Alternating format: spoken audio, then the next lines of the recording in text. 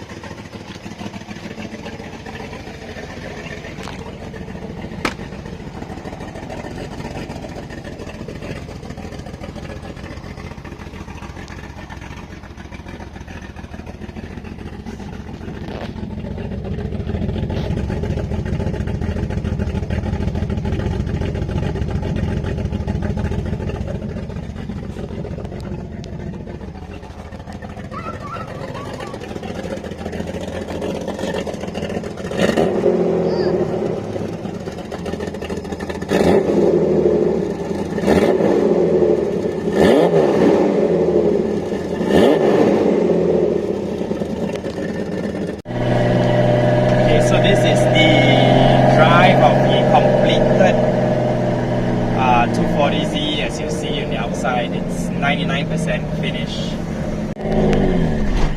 So the interior is all nice and nicer than it has ever been.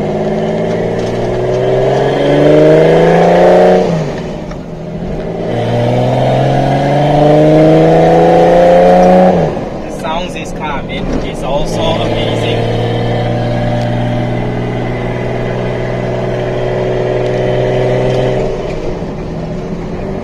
Gearing with this 5-speed gearbox, very user-friendly.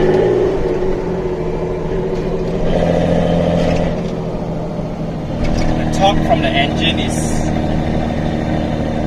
is more than enough, ample. Not very powerful car. I think it probably only has 120 horsepower or so. I don't know, never dynoed. But my butt dyno is telling me something like that.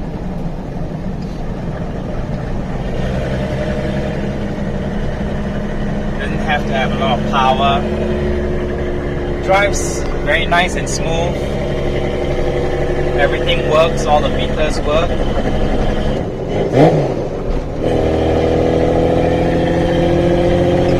Power steering is great on this car. Steering angle is also very good, but the highlight on this car is actually the sound. Triple Weber mix, very nice. Good thing is it's very smooth, comfortable, didn't set the suspension, spring rates too high.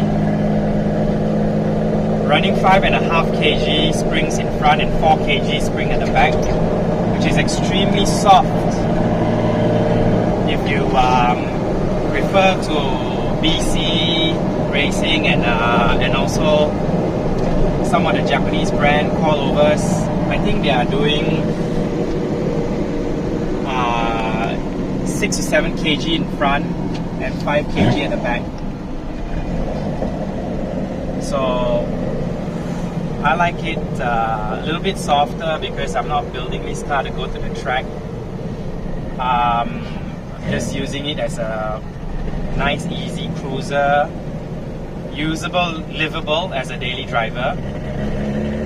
I'm also not planning to make the car too low because as it is now, although there's a lot of fender gap, running 15-inch rims, there's a lot of fender gap. The belly of this car is actually very low, and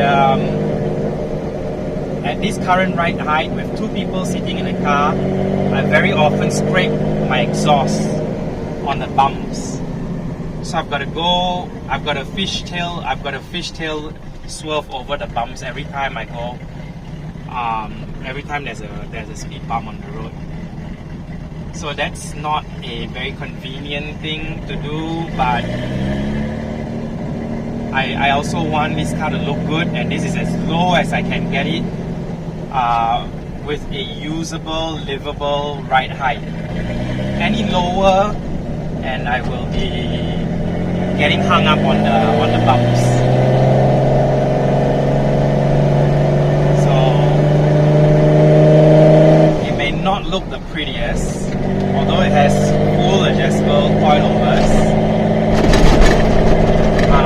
I don't intend to go much lower than this.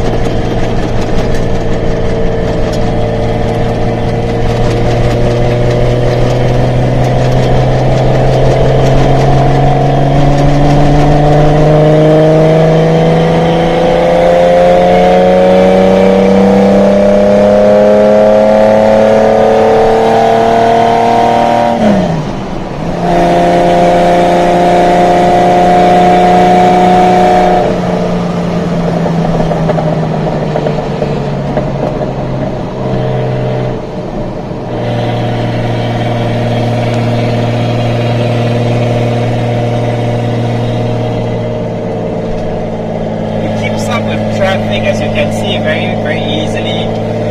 So the power it has is coupled with the weight of the car, which is very light. It's actually a very good power to weight ratio. The car drives very smoothly, very user friendly. It's actually a little bit fiddly because of my OS Geeken twin plate clutch. If I had the original clutch in it, it would be so much easier to live with.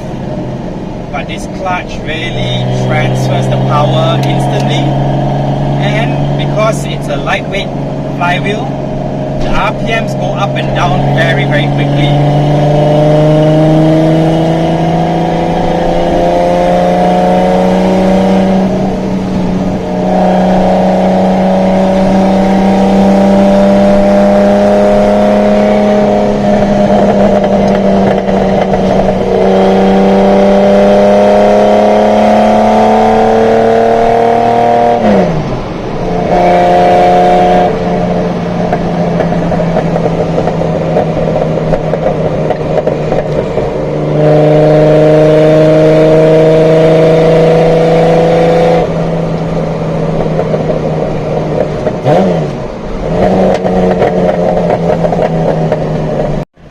So the only thing that makes this car less user-friendly is actually the clutch that's installed. The twin plate OS Geeken clutch is number one, heavy. Number two, has a very progressive bite point. It goes from nothing, and all of a sudden, bite. So you have to get used to how to drive a aftermarket twin plate clutch before it actually becomes a joy to drive. But in the high RPMs and when you're actually giving it the beans, it's nice. It's nice, and it delivers the power very smooth, and there's not much parasitical loss of power with the twin plate clutch. No slips. This car doesn't produce so much power until you can actually make the clutch slip. But yeah, that's the only thing that makes it less user friendly. This car is actually quite tight with all the panels fitted. It's not so noisy anymore. It used to be very noisy in here, and now we have insulation from the heat. External heat doesn't come in so much. Door panels are all solid with reinforced it with extra foam padding. Yeah, the roof liners all in, and protects our head from the heat as well. Very, very nice, smooth Napa leather interior.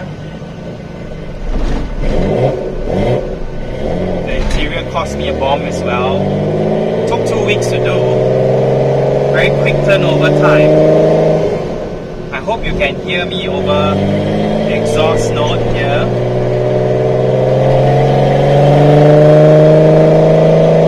And this car has got 2 modes of exhaust. One is being a dump valve, open straight from engine out into atmosphere, and that's very, very loud. We're currently closed. We've closed the dump valve, and this is the actual sound of the engine going through the muffler at the back. I have a high flow cat in the middle,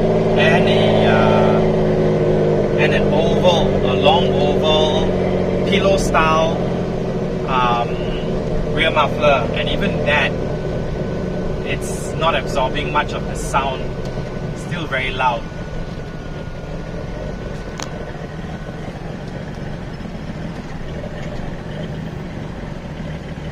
Carburetor's tuned very well. It has its on and off days, you know, being a triple Weber.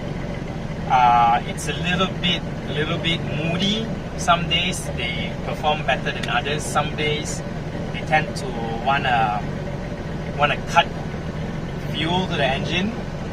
Then you find yourself stalling more often than not.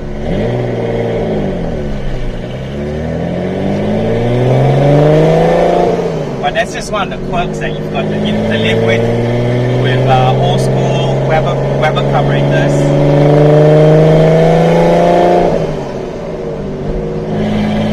The important thing is it starts all the time, and when you're flooring it gives you the beans.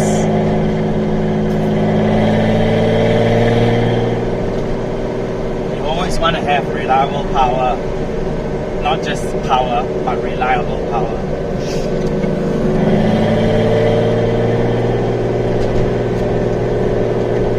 One thing I feel that maybe needs an improvement is probably maybe spring rate. Maybe the rear is a little bit too soft. I need to go up 1 kg in the rear and 1 kg in the front, or half a kg in the front. Then the car will not wallow so much in turns, high-speed turns. But the wallowing effect is also due to the high-profile tire. The high-profile tire contributes to the comfort to the ride, but does not induce high-speed cornering and quick changes in direction. It's just so much rubber in between the rim and the road. There's a little bit of a wobble, and I guess that's the trade-off that you've got to accept. Compromise comfort versus looks versus high-speed cornering performance.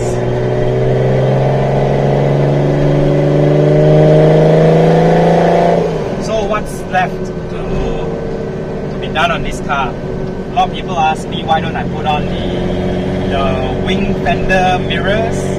I have them. They're very expensive, and it actually, I'm a little bit soft-hearted to drill a hole on my freshly polished, nice, no scratch paint on the fender. I don't want to drill the hole, and to be honest, the wing mirrors are mainly for aesthetics, because you really have to have good eye vision to see so far, to check the mirror on the corners of the car to see whether there are any cars on the left and right, your blind spot. And I have them on my 280ZX. They work, but they don't show you a very big picture. It's a very small, narrow view of your blind spots. Better than nothing, but yeah, I just don't have the heart in me to drill holes in the fender, which I just fixed up nicely and have new paint on. And I'm afraid once I put on the fender mirrors, they get stolen. Then I'm out a bunch of money again. I kind of like the silhouette that this car has without fender mirrors. It's just a little bit different to what everybody's doing. And that's why I have this super wide angle rear view mirror, which actually covers the view of the wing mirror. Should I have had installed wing mirrors, this actually works just as good, if not better. So with this rear view mirror, I don't really have to have fender mirrors or wing mirrors, whatever you want to call them. And so that's one thing. I'm just gonna keep them with me. The other thing is I haven't put on badges on the car. For also a similar reason, I'm afraid people will flick them. You know, it's very easy to pull them off. They just double-sided tape on. And then finally, I'm actually making front strut tower mounting caps to cover my camber plate, because the camber plate which I had to install to get the correct camber once I lower this car, the exposed camber plate itself and the holes that I've cut just doesn't look nice, not aesthetically pleasing to the eye. So I've had to custom make suspension mounting covers to just cover up the ugly hole that I have created in my suspension mount. I've recently put on the long cables for my spark plug, the long wires for the spark plug, so the spark plug cable routes towards the front of the engine and then makes a 90-degree bend to the spark plugs. It cleans up the engine bay a little bit instead of having 6 wires going over the entire valve cover. What else do I need to do? I think that's about it. Just putting on the badges and the wing mirror, which I will not be installing. Maybe I'll faff with the spring rate. Maybe not. Currently it's a little bit soft, but it's very, very comfortable. The car is very comfortable to drive. The luxury of having aircon in here is fantastic. Luxury of having power steering, also another huge thumbs up. As you can see, I'm not sweating. No fumes, no fuel smells from anywhere, because we've sealed up everything and made sure that this car doesn't smell of petrol, or clothing don't smell of petrol. I've got some fans driving round and round the car looking at it. So I'm probably trying to figure out what car this is. This gearbox, although being 5-speed, it's not a very fast shifting gearbox. Doesn't appreciate us banging through the gears quickly.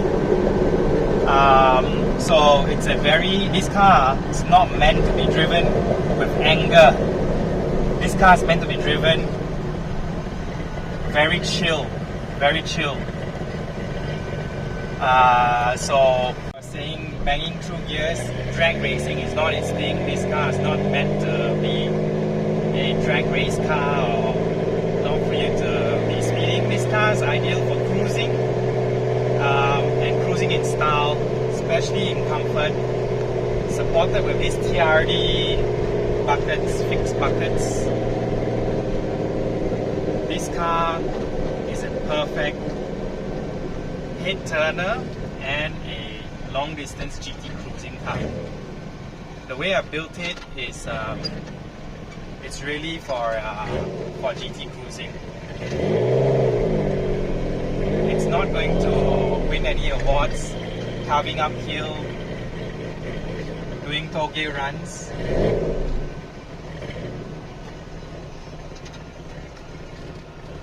But it'll definitely win cool awards for cool factor. Alright, thanks for watching the final video for this Series 2 240Z. We'll move on to more videos on the Series 1 and the 280Z, which are still in the process of being assembled and put together. And hopefully one day we'll have all three of them lined up and we can do a complete video of all three cars. Thanks for watching. Bye.